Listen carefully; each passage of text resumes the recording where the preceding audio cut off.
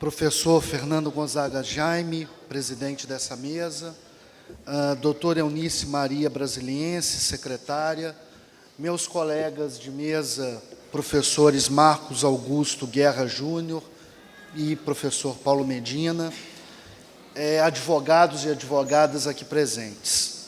Prometo que, como diz o ministro Luiz Roberto Barroso, em ocasiões como essa, tendo visto adiantada a hora, tentarei fazer uma revolução da brevidade. Então, tentarei falar o mais breve possível que o tema me permite. O meu tema é a perda suave das liberdades civis e das prerrogativas advocatícias. E começo esse tema com versos famosos da poetisa Cecília Meirelles, que diz: liberdade, palavra que o sonho alimenta, que ninguém sabe explicar e que todo mundo compreende. Por que eu escolhi esse tema da liberdade, da perda suave das liberdades civis? Porque assistimos no Brasil, e não é um fenômeno apenas local, é um fenômeno mundial, um movimento que vai contra toda a nossa história sedimentada no constitucionalismo liberal e do Estado de Direito. Se nós formos nos contratualistas, Rousseau, por exemplo, a grande inovação que o liberalismo trouxe foi a proteção absoluta da liberdade. O espaço da intimidade, a escolha da religião, a escolha da opinião política, a defesa da liberdade física, a defesa da liberdade de expressão, eram o mote principal do liberalismo. E o que ocorre? Claro que houve no Brasil, assistimos isso, e a OAB foi uma ferrenha opositora ao regime ditatorial que aqui temos. Lembro aqui Raimundo Faoro, um grande presidente que a OAB teve. Lembro de Sobral Pinto, um grande advogado que tivemos. Todos que lutaram contra a ditadura, tanto de 64 como a ditadura Vargas. Mas a gente assiste, normalmente, momentos de ruptura claros da liberdade. Um regime ditatorial se instala, e aí, pela luta política, e muitas vezes pela luta armada, há que se recuperar a liberdade. Um exemplo disso, na maior democracia que existe, foi a suspensão dos direitos dos presos políticos em Guantánamo. Enfrentamos isso há cerca de 15 anos. Foi uma decisão política clara de suspensão da liberdade. E a Suprema Corte norte-americana deixou claro que mesmo aquele preso político, naquela guerra fratricida contra o terror, teria direito a um habeas corpus. Que a junta militar da prisão de Guantánamo não era considerada, aos olhos da Constituição norte-americana, um tribunal justo, um tribunal que pudesse julgar aqueles presos respeitando o devido processo legal. Por quê? Porque o só fato de termos ali um ser humano, por mais que absurdamente ele tenha atentado contra a vida humana, não deveria nos levar ao estado de barbárie, de não permitir qualquer direito para aquele cidadão, muitas vezes não norte-americano, mas um ser humano. Não estou falando dessa perda de liberdade. Estou falando da suave perda da liberdade. Da onde que vem essa expressão? Paul Kirchhoff, ex-ministro do Tribunal Constitucional Alemão, Tribunal Federal Alemão, na década de 90, ele um tributarista, eu devo dizer aqui que eu estudo constitucional, mas acima de tudo sou um tributarista. Paul Kirchhoff notou que muitas vezes um regime democrático era sabotado por dentro. Por que o regime democrático era sabotado por dentro? Porque, inicialmente, reduzíamos, por exemplo, a esfera da intimidade. Uma decisão da Suprema Corte, por exemplo, se fôssemos pensar com a cabeça de hoje, permite que um fotógrafo, no Senado e na Câmara, não quero entrar no tema do colega, mas é só uma reflexão, que o celular daquele membro de uma Câmara, de uma Casa Legislativa, seja fotografado por um paparazzo ou por um jornalista. E a gente vai permitindo isso. Prisão antes do trânsito em julgado. Vamos permitir, a impunidade está grande, a gente precisa moralizar, a sociedade precisa de uma resposta. Vamos permitir a prisão antes de segunda instância. É disso que ele trata. Sem fazer um julgamento moral da decisão, direitos fundamentais, liberdades civis vão sendo desconstruídas ao longo do tempo. E vejam que curioso, um texto constitucional tem cada vez mais uma normatividade compartilhada socialmente pelo tempo. Quanto mais tempo um texto constitucional prevalecer, mais a sociedade entende o conteúdo daquele texto e mais ele pode realmente influenciar nas atividades sociais. O professor Alcides Jorge Costa, professor titular da USP, tinha uma brincadeira muito boa. Ele dizia que o Brasil tem muita cláusula pétrea. O problema é que no Brasil a pedra que mais existe é a pedra sabão, uma pedra que dissolve e que escorrega. Então é disso que eu quero tratar, da perda suave das liberdades civis e das nossas prerrogativas como advogados. Por que isso ocorre? Caminho para a segunda parte da minha fala. Porque o direito é uma técnica social de regulação de condutas mediada pela linguagem.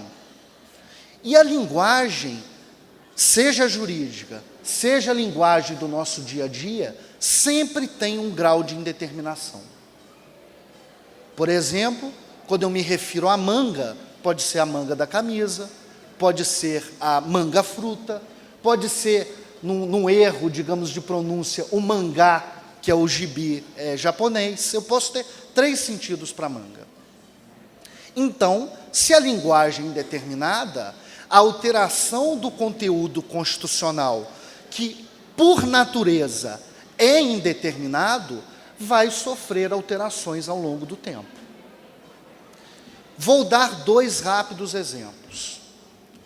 A imunidade de livros, papéis, insumos, que foi prevista na Constituição de 88, e aqui algo para nossa reflexão, foi previsto por um lobby da revista Veja.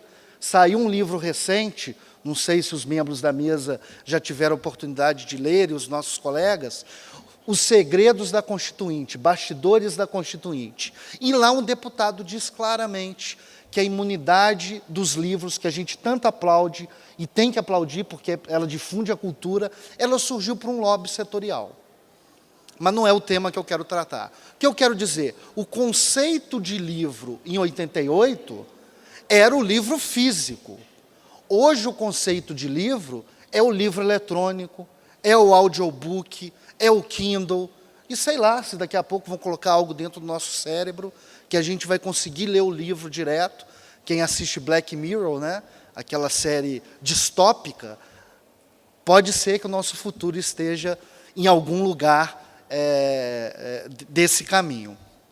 Mas voltando, o conceito de livro foi alterado. Por quê? Porque socialmente, livro deixou de ser um objeto físico para ser um objeto virtual de difusão do conhecimento. Agora, falando do nosso tema mais, que aqui temos amantes do direito público, e retroatividade. Houve uma mutação normativa do que seja retroatividade.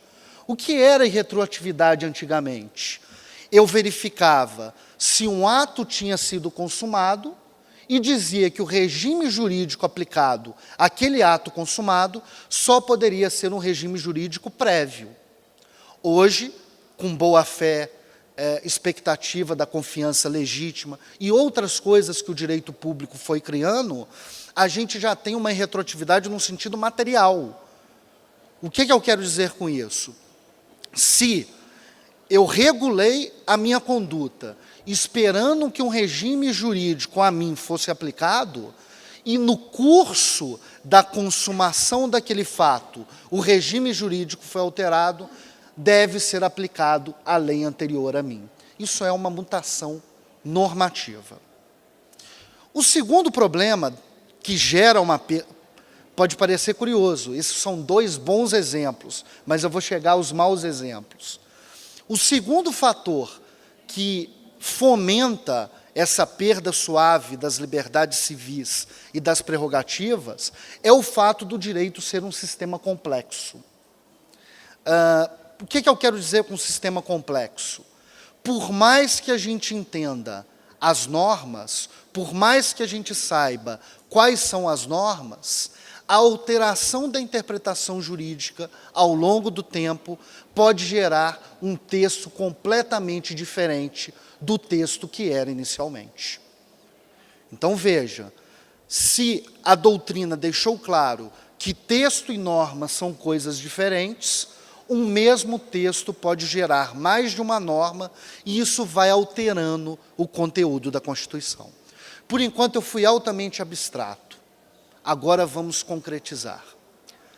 Perdas suaves das liberdades civis e das prerrogativas do advogado, meu último ponto na palestra.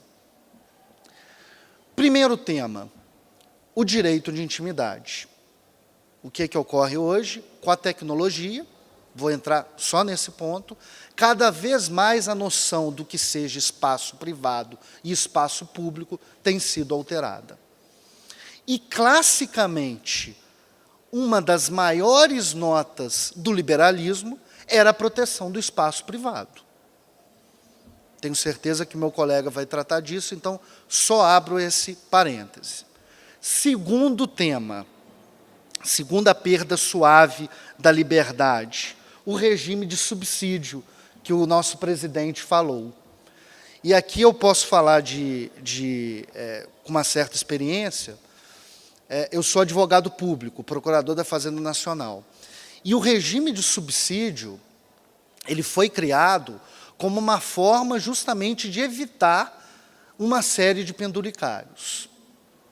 E o que ocorreu ao longo do tempo? O regime de subsídio foi camufladamente sendo superado. Inicialmente um auxílio-livro, depois de um tempo uma diária de R$ 1.200, que alguns órgãos têm, e até chegarmos ao famigerado auxílio-moradia. E qual que é o problema do ponto de vista tributário? Vamos falar aqui claramente que se a gente não tivesse espaço na advocacia, onde teremos? Claramente, quem lê o jornal, colocar no Google, em 2006, o auxílio-moradia era para ter terminado. Mas o presidente da época do STF, do CNJ, por uma pressão muito forte da magistratura, reinventou o auxílio-moradia, porque, lembre-se, por algum tempo no governo Lula e também no governo Dilma, não houve aumento para os magistrados. Eles enviavam a proposta orçamentária, só que o chefe do Poder Executivo falava não há espaço para aumento e se conseguia negociar isso. E, subrepticiamente, se conseguiu um aumento de salário. E aí, como tributarista que sou, aumento de salário deveria ser tributado, porque verba indenizatória não é. E por que isso é uma perda da liberdade? Porque se há uma liberdade que todo cidadão deve ter, é de ele, indiretamente, por seus representantes, concordar com a repartição dos gastos públicos. Eu não concordei naquele ano com o aumento da magistratura, logo a magistratura não pode aumentar o seu subsídio por um auxílio-moradia. E o último ponto, mais polêmico, a questão da prisão antes do trânsito em julgado. Artigo 5º da Constituição, ninguém será considerado culpado antes do trânsito em julgado. Alguém consegue ler no texto constitucional antes da decisão de segunda instância? Antes da decisão do STJ? Não há isso no texto constitucional. E eu tive a curiosidade de pegar todos os votos. Ministro Gilmar Mendes, por exemplo, disse que na Alemanha o texto constitucional falava que alguém poderia ser preso antes do trânsito em julgado. Mas é o texto na Alemanha. Ministro Toffoli, seria interessante que, após a decisão no STJ, como uma matéria de fato dificilmente chega ao STF, dificilmente chega ao STJ, mas mais dificilmente chega ao STF, eu já poderia ter a prisão. Ministro Luiz Roberto Barroso, com a decisão de primeira instância, a presunção de não culpabilidade se inverte, porque já houve uma decisão. Ministro Teori Zavascki, que foi o relator, com a decisão de segunda instância, a materialidade e as questões fáticas já estão superadas. Eu posso, se eu atravessar a Praça dos Três Poderes e sair do STF e do STJ e ir para o Senado Federal e para a Câmara, concordar com tudo isso que foi dito. Mas, como jurista, eu não consigo extrair de um artigo claro que diz que prisão antes do trânsito em julgado não é admitido que isso seja feito.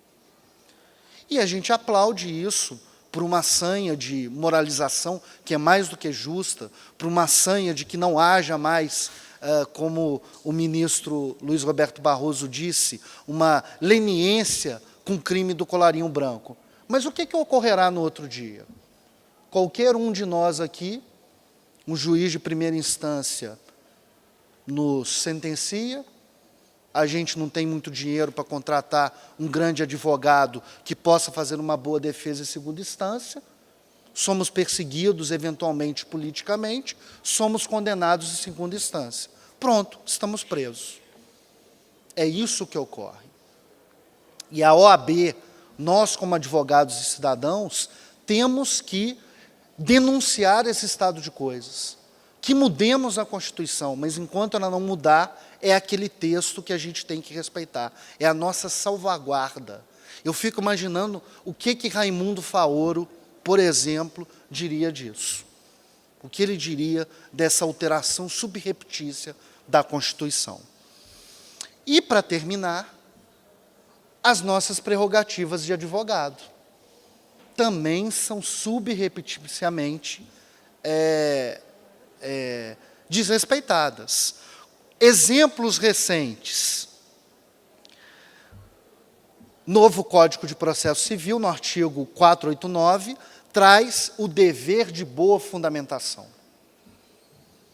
Lá num dos dispositivos, num dos artigos incisos, está dito claramente que o juiz tem que analisar todas as matérias deduzidas em juízo.